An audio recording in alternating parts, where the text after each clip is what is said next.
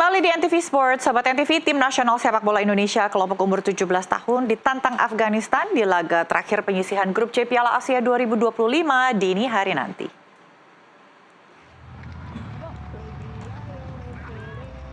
Garuda Muda mengincar kemenangan ketiga untuk menyempurnakan pencapaiannya di fase grup. Hasil apapun tidak akan mempengaruhi Indonesia yang dipastikan jadi juara grup C. Di perempat final, Indonesia menghadapi runner-up grup D yang hingga saat ini masih diperebutkan Iran, Tajikistan, Oman, dan Korea Utara. Diprediksi pelatih Nova Arianto merotasi sejumlah pemain di laga melawan Afghanistan nanti.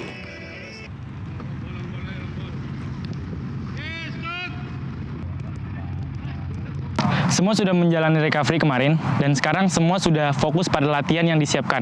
Kami sudah siap menghadapi Afghanistan. Kuncinya di komunikasi dan kepercayaan satu sama lain, masing-masing saling melengkapi. Ya, meski sudah dipastikan melaju ke perempat final Piala Asia, Timnas Indonesia U17 masih punya satu PR lagi, yakni melawan Afghanistan pada laga pamungkas penyisihan grup C nanti malam. Selain itu, Garuda Muda perlu mempersiapkan diri bertemu lawan yang tidak bisa dianggap enteng, yakni wakil dari grup D. Lalu seperti apa kans dari tim asuhan Nova Arianto itu? Kita akan membahasnya bersama pengamat sepak bola Muhammad Kosnaini. Selamat malam, Bungkus. Selamat malam, Mona. Bungkus, kita bicara laga nanti malam beberapa jam lagi melawan Afghanistan. Apapun hasilnya tidak akan mempengaruhi posisi kita ya. Analisa Anda, apakah Timnas Indonesia Garuda Muda ini akan sapu bersih? Iya, jadi kan pertandingan ini bagian dari fase grup ya. Dan fase grup itu biasanya pemain bermain dalam jangka waktu yang cukup pendek, sehingga jarak antar pertandingan itu cukup dekat, sangat menguras tenaga. Akan ada pemain-pemain yang dua pertandingan awal itu mengalami kelelahan, akan mengalami sedikit cedera, dan pemain-pemain itu ketika pertandingan ketiga sudah tidak lagi menentukan, biasanya memang diberi kesempatan untuk istirahat. Jadi dalam pertandingan ketiga lawan Afghanistan, jangan kaget kalau Coach Nova membuat sejumlah perubahan, karena memang itu dibutuhkan oleh tim untuk membuat pemain yang mengalami cedera atau mengalami kelelahan lebih bugar nanti di pertandingan 8 besar. Dan lebih dari itu, saya pikir pertandingan ketiga ini juga kesempatan bagi Coach Nova untuk melihat seluruh pemain. Karena tim ini kan bukan hanya 11 orang, tim ini lebih dari 20 orang dan tidak semuanya sudah mendapat kesempatan. Masih ada kurang lebih 6 orang yang belum mendapat menit bermain. Nah, inilah kesempatan bagi Coach Nova untuk memberi mereka menit bermain, sekaligus melihat seberapa jauh potensi mereka ketika mendapat kesempatan bertanding di level yang cukup tinggi di Piala Asia. Karena pada akhirnya tim ini harus mempersiapkan diri untuk ajang yang lebih besar lagi nanti, Piala Dunia, yang selisih waktunya dari sekarang tuh hanya sekitar 7 bulan. Baik, Bungkus, apapun hasilnya nanti kan tidak akan mempengaruhi peringkat Indonesia. Jadi menurut Anda apakah Coach Nova akan memberikan kesempatan kepada pemain lapis 2 nantinya untuk, atau pemain yang menit bermainnya masih kurang untuk bermain di laga nanti malam, dalam arti merotasi keseluruhan atau menyisakan sedikit pemain inti? Ya, kalau yang namanya rotasi itu tidak berarti harus 11 orang diganti 11 pemain yang berbeda. Tidak harus seperti itu. Rotasi bisa berarti sebagian pemain yang saya sampaikan tadi dalam keadaan tidak cukup bugar atau butuh istirahat, diberi kesempatan istirahat, diganti oleh pemain lain yang kondisinya mungkin lebih siap dan belum mendapatkan menit bermain yang cukup. Jadi itu maksud saya. 11 orang tidak harus diganti oleh 11 yang berbeda. Tapi memang berapa orang pemain akan tetap dipertahankan supaya keseimbangan tim juga tidak terganggu. Karena kalau kita dalam pertandingan terakhir lawan Afghanistan hasilnya tidak bagus, itu juga secara psikologis akan mempengaruhi pemain. Apalagi kita tahu bahwa netizen mungkin akan memberikan respons yang tidak cukup membahagiakan para pemain, cukup membahagiakan ofisial, dan itu juga harus dijaga oleh ofisial. Tapi terlepas dari soal respon netizen nanti, yang paling penting itu Coach Nova butuh semua pemain diketahui kemampuannya ketika bermain di level Piala Asia ini. Karena nanti dibutuhkan pemain-pemain yang kualitasnya dianggap cukup untuk bersaing di Piala Dunia. Harus dilihat dulu di Piala Asia bisa apa. Kalau di Piala Asia mereka tidak bisa perform, tentu mereka kesulitan nanti di Piala Dunia. Jadi Piala Asia ini ukuran bagi pemain, apakah mereka siap untuk menjadi bagian dari tim ke Piala Dunia nanti. Oke, dan menurut Anda apakah Evandra nantinya juga akan diistirahatkan, Bungkus? Iya, beberapa pemain saya pikir akan tetap dipertahankan. Salah satunya mungkin malah Evandra itu dipertahankan, mungkin tidak sebagai pemain yang main penuh, tapi mungkin satu babak dia diberi kesempatan karena dia ini pemain yang penting di lapangan tengah, pemain yang bisa dibilang sebagai jenderal lapangan tengahnya Indonesia bersama dengan Nazril ya, menjaga keseimbangan, mengorkestrasi permainan. Begitu juga di lini belakang. Mungkin salah satu di antara Becker dan Putu Panji akan tetap dipertahankan karena ini adalah pemimpin di lini pertahanan.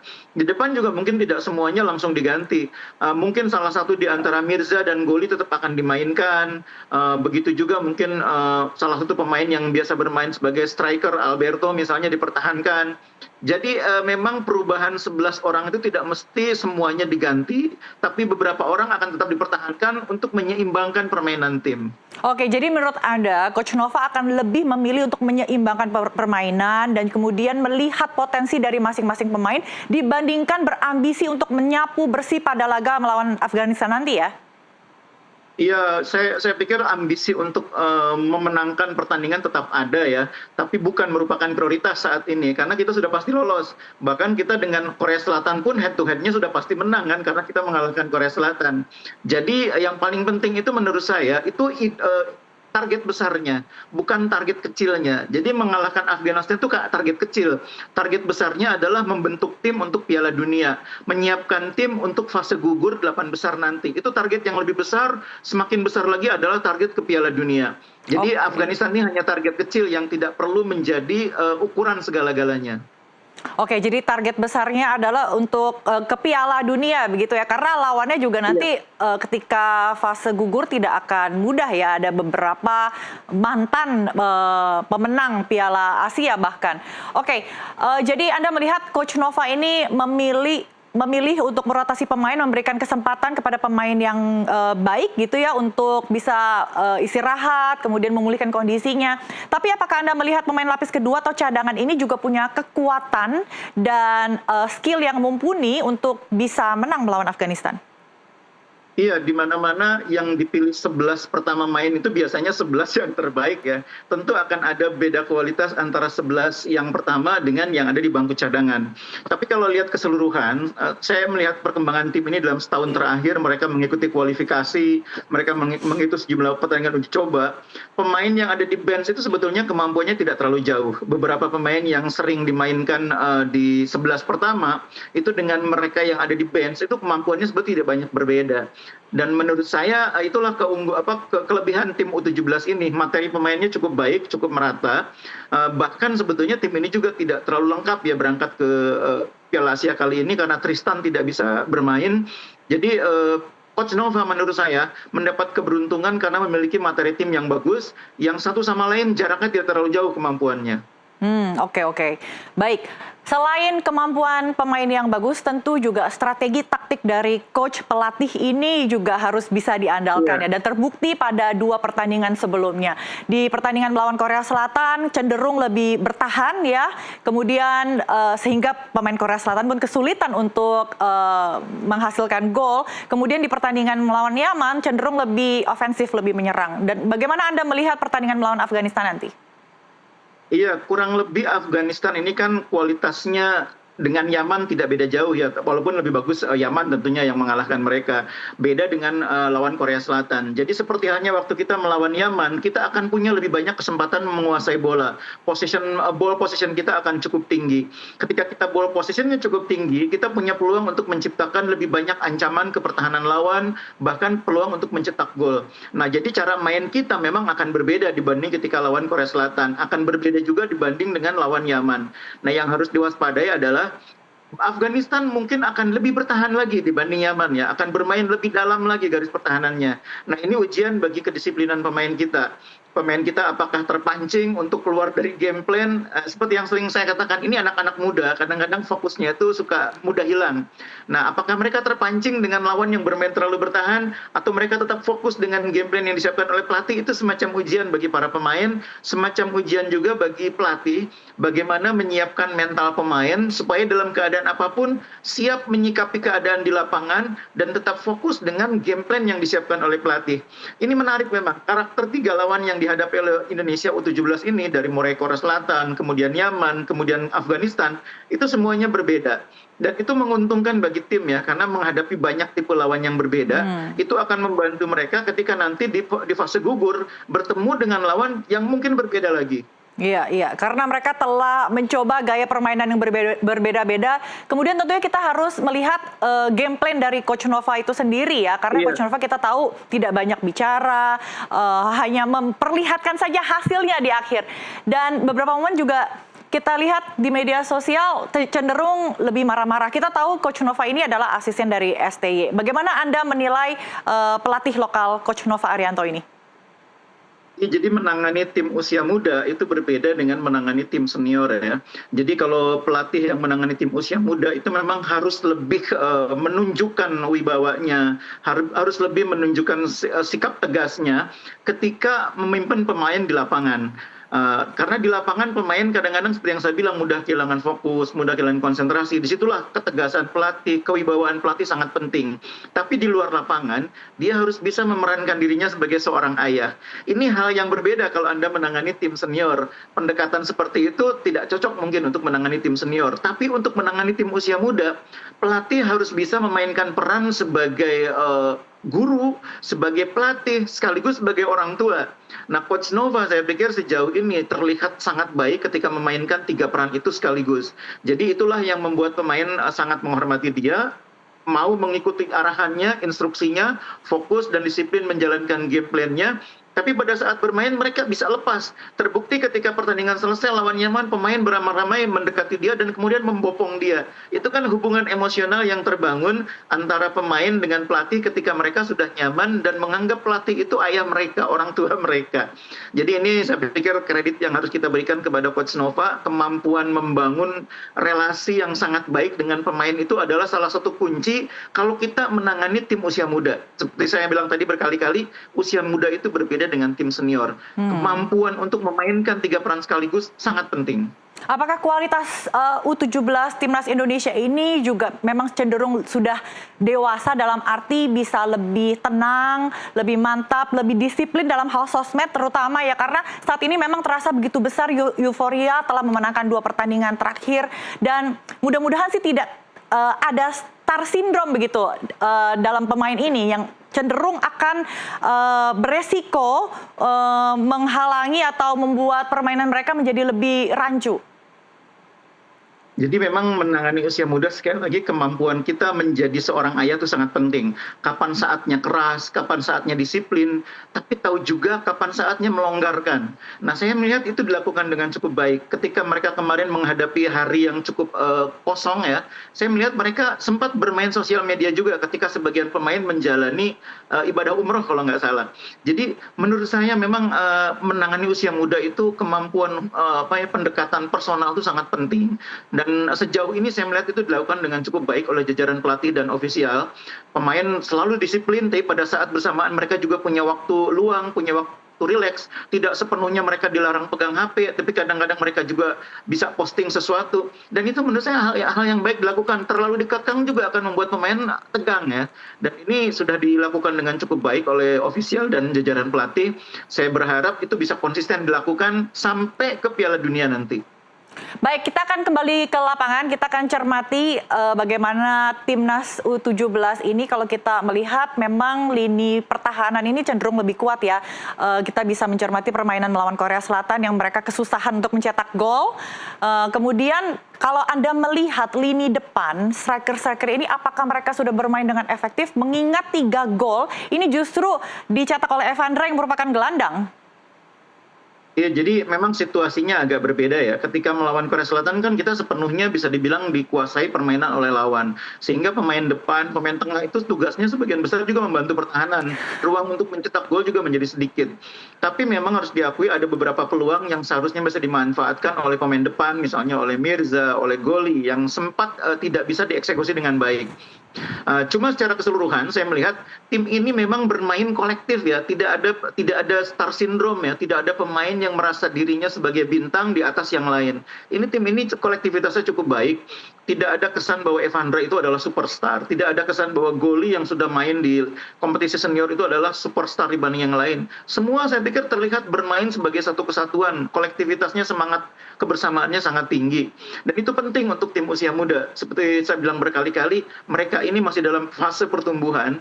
Kadang-kadang kemampuan pelatih untuk meredam ego pemain itu menjadi sangat penting. Dan ini sejauh ini sudah bisa dilakukan dengan baik.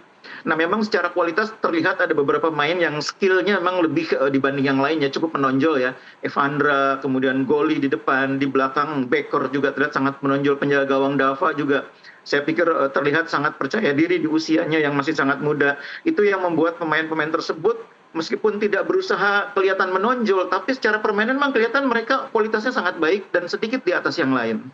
Baik, Bungkus, kita break dulu sejenak. Pemirsa, tetaplah di tempat Anda. Obrolan ini akan kita lanjutkan kembali sesaat lagi. Terima kasih Anda masih menyaksikan NTV Sports. Obrolan ini akan kita lanjutkan kembali bersama dengan Bungkus.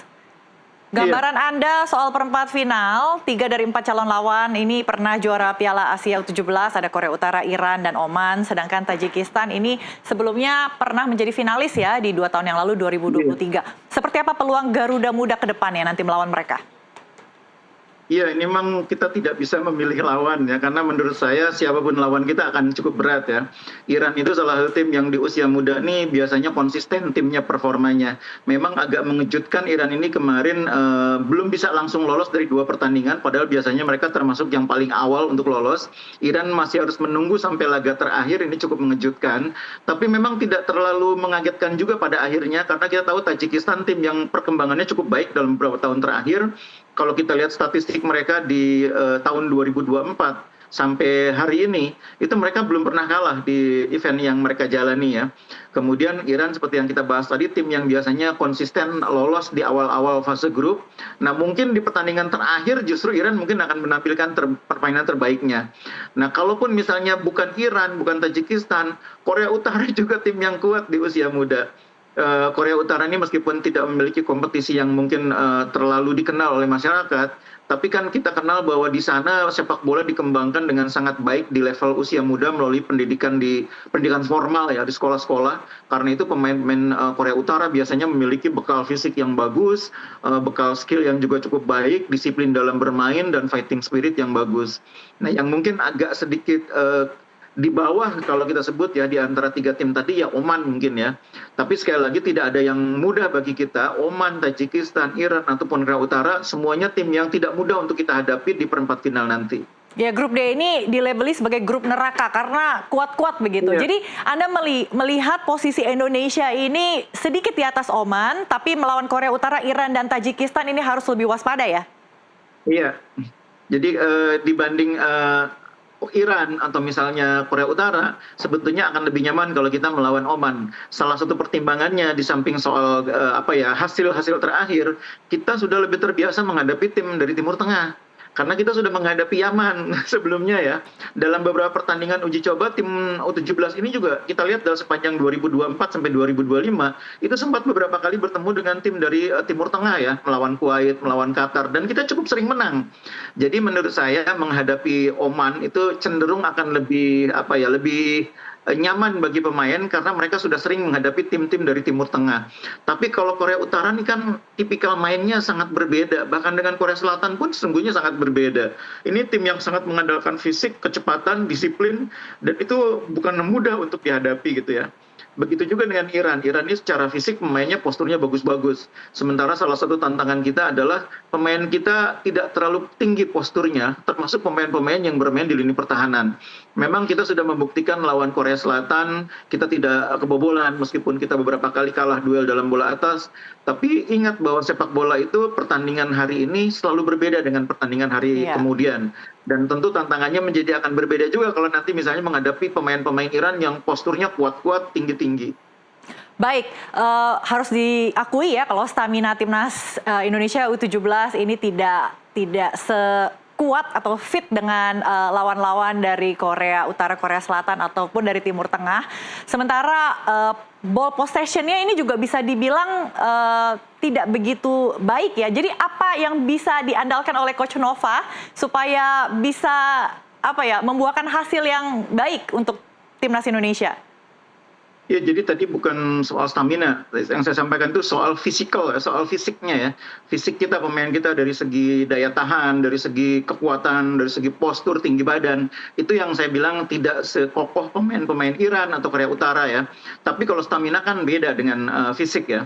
Nah, yang kedua kalau tadi kita bicara soal ball possession, memang setiap tim itu ketika menghadapi lawan yang berbeda, cara mainnya pun akan berbeda.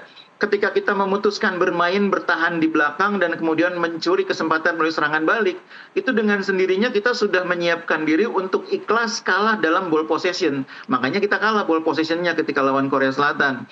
Nah, tapi ketika kita menghadapi Yaman, pendekatannya kan berbeda. Kita bermain lebih tinggi garis pertahanannya, lebih berani keluar menyerang, lebih berani pegang bola. Kalau di pressing kita juga masih berani main passing gitu ya. Kan waktu lawan Korea kan tidak melakukan itu. Pemain kita kalau di passing itu cenderung mudah hilang bola. Tapi waktu lawan Yaman kan berbeda. Pemain kita lebih percaya diri ketika di pressing, passingnya itu masih jalan gitu ya. Dan itu yang membuat ball position kita lebih tinggi. Nah, lawan Afghanistan tentu akan lebih tinggi lagi ya, karena seperti yang saya bahas tadi, Afghanistan secara permainan masih sedikit di bawah Yaman maupun Korea Selatan. Nah, yang menjadi ancaman kan nanti ketika kita masuk di fase gugur, lawan-lawan kita adalah lawan-lawan yang kualitas permainannya tidak kalah dengan kita, tidak kalah dengan Korea Selatan juga, yang mungkin akan menjadi pendamping Indonesia di fase gugur. Nah, itu yang akan membuat kita game plan-nya pasti mungkin akan berubah lagi. Sangat mungkin game plan-nya akan kembali ke skenario seperti ketika melawan Korea Selatan. Dan jangan juga disalahkan kalau pelatih misalnya memilih game plan seperti itu. Karena pelatih yang sudah melihat langsung bagaimana permainan nanti katakanlah lawannya Korea Utara. Sudah melihat Korea Utara. Sudah menganalisis permainannya. Sudah tahu titik lemahnya di mana, kelebihan lawan apa. Karena itu skenario-nya harus bermain dengan cara begini. Itu kita harus hormati sebagai pilihan strategi. Iya. Memang kita juga tidak bisa meragukan ya game plan dari Coach Nova ini karena sudah terbukti ya di beberapa pertandingan punya knowledge pengetahuan yang baik, kemudian juga punya pemikiran yang cerdas. Nah, kalau misalnya kita bisa menilai Korea Selatan ini adalah salah satu tim yang tangguh dan Indonesia menang melawan Korea Selatan, bagaimana memberikan gambaran awam kepada kita semua posisi Korea Utara, Iran dan Oman dan Tajikistan? Apakah bisa dibilang level keempat negara ini di bawah Korea Selatan? Iya, kalau lihat dalam prestasi terakhir beberapa tahun terakhir, memang Korea Selatan ini kan sedikit di atas beberapa tim dari Timur Tengah ya. Mungkin bisa disejajarkan katakanlah dengan Arab Saudi, bisa disejajarkan dengan Qatar, tapi dibanding Tajikistan mungkin masih di atas ya. Karena di Asia Tengah, negara yang kuat konsisten prestasinya di usia muda hingga senior itu biasanya Uzbekistan ya. Tajikistan tidak terlalu sering menonjol ya. Tapi kalau Korea Utara ini kan kekuatan yang tersembunyi karena negara ini kan tidak terlalu terbuka informasinya. Karena itu tidak pernah mudah berhadapan dengan tim Korea Utara. Saya masih ingat bagaimana dulu Coach Indra Shafri membawa tim di Asian Games ya. Ketika menghadapi Korea Utara itu juga tidak mudah karena kita lihat mainnya Korea Utara tuh ternyata kita membayangkan ini tim karena jarang diekspos gitu ya, mainnya akan kaku, passing dengan bola-bola panjang, mainnya akan membosankan. Ternyata enggak, mereka berani main dengan ball possession yang tinggi, berani bermain dengan umpan-umpan pendek, main 1-2. Dan itu cukup mengagetkan oleh banyak orang. Jadi hal yang sama mungkin akan terjadi di kelompok usia 17 ini. Meskipun Korea Utara tidak terlalu banyak diekspos, tidak terlalu banyak publikasinya, mungkin orang ketika nanti melihat permainan Korea Utara kaget juga tim ini ternyata bisa bermain dengan cara main ala tim-tim dari Amerika Latin atau dari Eropa. Bukan tim yang hanya sekedar mengandalkan kekuatan fisik dengan bola-bola panjang, long ball ke depan gitu ya. Ini hal yang harus kita antisipasi juga. Nah, kalau Iran kita sudah tahu standar permainan mereka ya, sejak kelompok usia 20, 23 sampai senior, tim-tim Iran itu rata-rata memang kuat dalam possession. Mereka bermain dengan kemampuan penguasaan bola yang baik, skill individu yang bagus, bola-bola pendek, kecepatan. Itu ciri sepak bola Iran yang kita juga mungkin sudah sering lihat ya. Tidak hanya Iran tapi juga Irak juga seperti itu. Nah, yang agak berbeda seperti yang saya bilang tadi, kalau kita nanti bertemu dengan Korea Utara. Kalau dengan Tajikistan, kita sudah pernah lihat contohnya beberapa pertandingan. Kita juga sudah sering lihat Uzbekistan. Melawan Oman, kita juga sudah punya contoh, kita pernah bermain melawan Yaman. Jadi, kita akan lebih nyaman. Paling mengkhawatirkan memang kalau ketemu Korea Utara. Oke, Bungkus, kalau kita bicara terkait dengan pemain yang saat ini tengah naik daun ya, Evandra, calon top skor Piala Asia, nanti akan bersaing dengan pemain Jepang Minato Yoshida. Bagaimana Anda melihat apakah betul Evandra nanti bisa menempati posisi pertama top scorer? Saya sih berharap publik tidak terlalu membebani Evandra dengan target top scorer ya. Itu tidak bijak untuk pemain seusia dia gitu ya. Pertama, Evandra posisinya bukan seorang striker. Dia seorang pengatur serangan dari lapangan tengah. Tugas dia itu bukan yang utama mencetak gol, tapi bagaimana menciptakan lapangan tengah itu menjadi sumber kreativitas terciptanya peluang-peluang mencetak gol. Tugas utama mencetak gol ada di tangan para pemain depan. Dan itu menurut saya harus dipahami oleh publik. Evandra kalau misalnya berhenti jumlah golnya bukan berarti mainnya mandek. Tapi memang menghadapi lawan yang lebih kuat akan menjadi tantangan untuk dia kalau harus mencetak gol terus. Dan yang kedua, menurut saya Evandra ini kan karakter pemainnya memang juga bukan karakter seorang pemain yang ada di dalam kotak penalti, tapi seorang karakter pemain yang biasa menjelajah lapangan, menjemput bola dari belakang, membuka ruang, memberikan umpan-umpan terobosan, dan kemudian berbagi bola dengan pemain lain. Jadi memang tugas utamanya bukan untuk mencetak gol. Bahwa dia pemain yang bagus, kita sudah tahu. Buktinya yang paling sederhana adalah dia termasuk yang dipanggil untuk main di kelompok usia 20. Usianya masih main di kelompok usia 17. Pemain kalau bermain di level usia di atasnya itu pasti punya sesuatu. Tidak mungkin pemain seperti itu main di kelompok usia di atasnya kalau nggak punya keistimewaan. Nah, Evandra pernah main di kelompok usia di atasnya, artinya dia punya keistimewaan. Tapi juga sekali lagi jangan bebani dia dengan ambisi yang berlebihan agar dia jadi top scorer. Nomor satu itu yang penting tim ini mampu bermain secara kolektif dengan baik. Siapapun yang menjadi pencetak gol pasti pemain semuanya akan mengapresiasi, semua akan senang. Tidak harus Evandra. Nah itu ya netizen ya, tadi simak ya pernyataan dari Bungkus. Jadi yang dibutuhkan adalah permainan yang kolektif ya, bangun chemistry antar pemain ya, karena ini adalah permainan sebuah tim ya, bukan individual. Oke, pertanyaan terakhir ini Bungkus. Lawan-lawan baik itu di grup D, tadi grup neraka, A, B ini juga sama-sama kuat. Menurut Anda apa faktor kunci yang bisa membawa timnas Indonesia U17 ini bisa melenggang menjadi juara? Ya, yang pertama jangan terbebani oleh ekspektasi publik ya.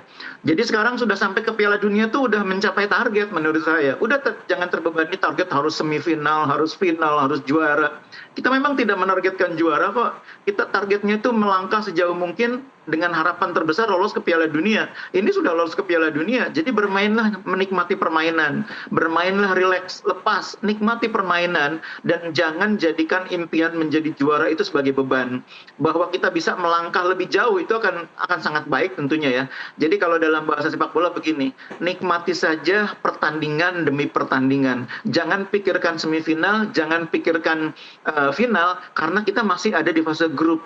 Nikmati saja pertandingan lawan Afghanistan. Jangan pikirkan siapa lawan kita nanti di 8 besar. Mau Tajikistan, mau Oman, mau Iran, mau Korea Utara, kita hadapi nanti. Dan itu belum saatnya dipikirkan. Sekarang pikirkan saja pertandingan lawan Afghanistan. Itu yang terbaik yang akan membuat pemain bisa bermain lepas. Menikmati permainan. Oke, kita pikirkan saja pertandingan yang akan berlangsung beberapa jam lagi. Seperti biasa, prediksi skor, Bungkus.